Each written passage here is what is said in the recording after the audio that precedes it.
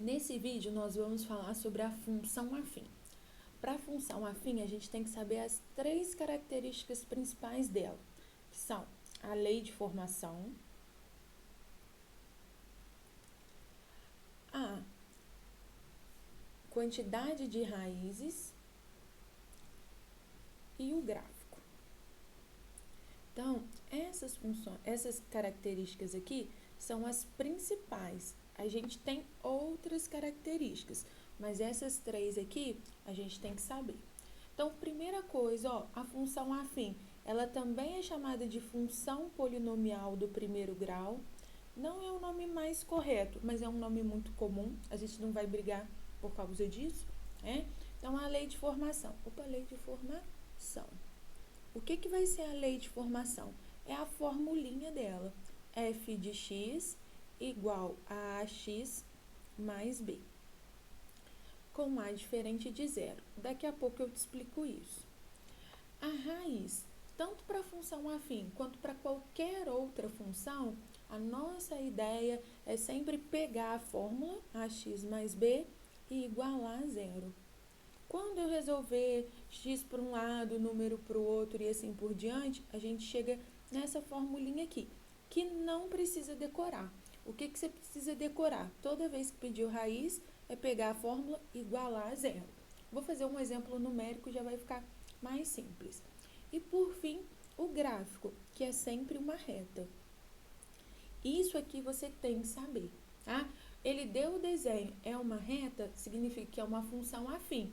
E aí essas três coisas têm que andarem juntos. Ah, se é uma função afim, o gráfico é uma reta, é o ax mais b, só tem uma raiz, tá?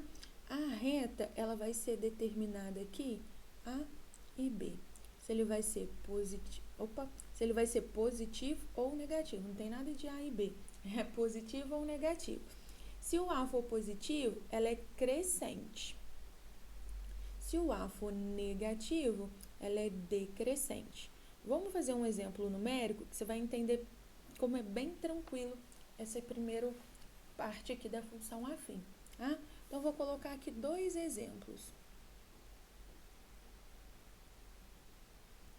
O primeiro exemplo, vou colocar f de x igual a 3x menos 6. Então, vamos lá. Informações importantes que a gente tem que saber, ó. O valor do A aqui. Quem que é o A? É o termo que acompanha o X. Então, no nosso caso, o A é 3. O valor do B, quem que é o B? Ó, é o termo que a gente fala independente, sem o X. Cuidado que o sinal vai junto. No nosso caso, é o menos 6. E a terceira coisa que a gente tem que saber sobre a função afim é a raiz. O que é a raiz? Eu vou pegar a formulinha 3x menos 6 e igualar a zero. Quando eu faço isso, ó, o 3x é igual a 6, o x vai ser 6 dividido por 3, e 6 dividido por 3 é 2. Ou seja, o 2 que é a raiz, tá? Então, 2 é a raiz. Então, para uma função afim, três informações importantes. Vou pegar um segundo exemplo aqui. F de x igual a menos 2x mais 8. Vamos fazer a mesma coisa, ó. No nosso caso, o A aqui é quem acompanha o x, menos 2, carrega o sinal. O B vai ser igual a 8 e a raiz é pegar a função menos 2x mais 8, igualar a zero e resolver. Só isso aqui não é a raiz, não. Tem que fazer a continha, ó. Menos 2x igual a menos 8, jogou para lá, troca o sinal, 2x igual a 8, x igual a 4. 8 dividido por 2, x igual a 4. Então, 4 é a raiz. Então, com isso aqui, eu consigo fazer um esboço do meu gráfico, que é uma coisa importante para a gente entender. Quem está começando com o início da função aí, isso aqui é uma coisa super importante para a gente, tá? Vou fazer aqui, ó, o gráfico. Vou pegar aqui os valores. Um pouquinho para cá. que a gente vai fazer? Ó, essa daqui é referente à função A, da letra A. Ah? O 3, a gente não consegue representar ele aqui no gráfico, não. Então, ele vai ficar, ó, por enquanto, o que significa o 3?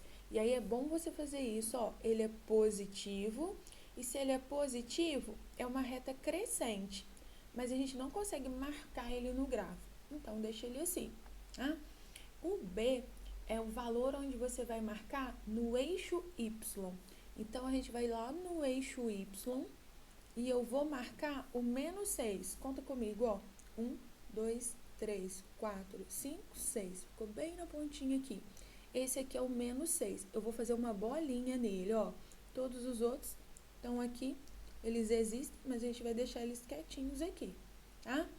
E a raiz é onde a gente vai marcar no eixo X. Então, quando o X é 2, ó, 1, 2. Isso aqui, vou marcar uma bolinha lá no 2. Posso até marcar os outros pontos no plano, não tem problema, mas a gente não tem necessidade de marcar mais pontos. Eu sei que esse eixo é o eixo Y, esse eixo aqui é o eixo X, e aí a gente tem 2 pontos. Quem são meus 2 pontos? Ó, o B e a raiz. Então, esses são os meus 2 pontos. O que vai ser a minha função? A minha função é a reta que passa por esses 2 pontos, ó, 2 e menos 6. Isso daqui é a minha função. Fazer isso aqui não é errado, não, mas em geral a gente faz ela mais compridinha para dar a ideia do infinito, tá? Passando no menos 6 e no 2. É difícil fazer esse gráfico aqui pelo computador, fazer ele ficar perfeitinho, mas é só para você ter essa ideia. Essa daqui vai ser a minha função. A reta representa a função. E aí, nos exercícios, isso vai vir contextualizado. Ele vai te contar a história que alguém estava com problema financeiro e foi recuperando, que dia que essa pessoa recuperou, né? Ou ele vai contar que tinha uma torneira vazando água e aí eles fecharam, quanto tempo demorou para encher. Eles contextualizam aqui, mas a ideia principal é essa. Vou fazer o segundo exemplo, só para você comparar aqui um com o outro, tá? Vou puxar ele para cá, só para a gente conseguir comparar um com o outro. Então, aqui a gente tem a funçãozinha e aí a gente vai fazer a mesma coisa. Não muda muito, não. As ideias são sempre muito parecidas. Vou desenhar meu gráfico. Quem que é meu gráfico? Ó, vou colocar aqui. Vou puxar. Sempre o eixo cartesiano, aquela ideiazinha de sempre, né? Eixo horizontal é o eixo X, eixo das abscissas, lembra abscissa? Para você lembrar que é o eixo X. O eixo das ordenadas é o eixo Y, caiu alguma coisa aí, o eixo Y. E a gente vai ter aqui, ó, sempre partindo da origem, que é o ponto de encontro. Menos 1, menos 2, menos 3. Aqui, 1, 2, 3, 4, 5, 6, 7, ficou bem a continha aqui, 8. Pra cá também. Não vou colocar todos que a gente não precisa, mas é sempre bom colocar alguns. Vou fazer a mesma coisa que eu fiz pro exemplo A. Quem que eu tenho no meu exemplo A? Ó, o A agora é negativo. Se o A é negativo, a minha função vai ser decrescente. Não tenho como desenhar isso aqui por enquanto. Deixa ele quietinho aqui. O B igual a 8 é onde eu vou marcar no eixo Y. Então, lá no 8 do Y, faço uma bolinha, tá? O 4 é a raiz, é onde eu vou marcar no eixo X. Por isso que é X igual a 4, tá? Porque é no eixo X. Então, ó, vou marcar, ficou bem a continha o meu aqui, vou marcar o 4. O que a gente tem, então? A função que a gente está representando ali vai ser o gráfico que passa por esses 2 pontos. Então, vou colocar aqui, ó, já vou esticar um pouquinho. Ah lá, minha função ficou decrescente. O que significa a função decrescente? Quanto mais à direita eu for, ó, menor a minha função diminui.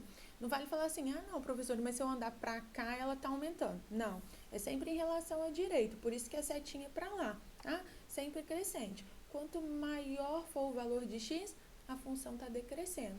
Então, esse daqui representa o gráfico da minha função. Essa aqui é a ideia básica da função e ela já é 90% do nosso conteúdo, tá? Vou voltar aqui agora para a gente falar alguns nomes importantes. O B é o coeficiente linear. Ah, professor, isso costuma cair em prova, perguntar qual que é o nome do A, qual que é o nome do B? Não costuma cair, tá? Ele vai ser o coeficiente linear. Onde que a gente representa dele? É a interseção com o eixo Y. Essa vai ser a minha ideia, tá? E a gente tem aqui o A. Quem que vai ser o A? Ó, é o coeficiente angular. Eu até gravei assim, ó, angular, o A de angular. Não é por causa disso, mas ajuda a gente, tá? O coeficiente angular não é interseção com nada. O coeficiente angular vai falar se a reta é crescente ou decrescente, nada além, tá? Então, a gente não vai conseguir marcar ele, não. Isso aqui é importante, porque esses nomes podem aparecer pra gente. O A, ele é chamado de taxa de variação também. É uma variação do y pelo x. Quando, né, a gente vai aprofundar em função afim, geralmente quando a gente vai fazer cálculo, que já é no curso superior, quem vai para a área de exatas aí, é importante a gente ter esses conceitos de taxa de variação. A taxa de variação nada mais é do que pegar dois pontos e fazer a variação deles, o maior menos o menor, tá? De variação. Por enquanto, não precisa preocupar com isso. Quem está aí só no ensino médio, vai fazer um PISM, um Enem, não precisa preocupar com essa taxa de variação, não. Só para você entender, toda vez que a gente tem uma reta, a gente vai ter um ângulo sendo formado aqui. A gente chama esse ângulo de alfa. Esse ângulo ó, é sempre no sentido anti-horário. Ele sai do eixo X até bater lá na reta. Esse ângulo, quando a gente calcula a tangente desse ângulo, a gente acha o A, que é exatamente aquela taxazinha de variação, que por enquanto não vou me preocupar com isso, que não é tão importante, tá? Vou parar por aqui, para o vídeo não ficar muito longo, mas a gente tem uma segunda parte.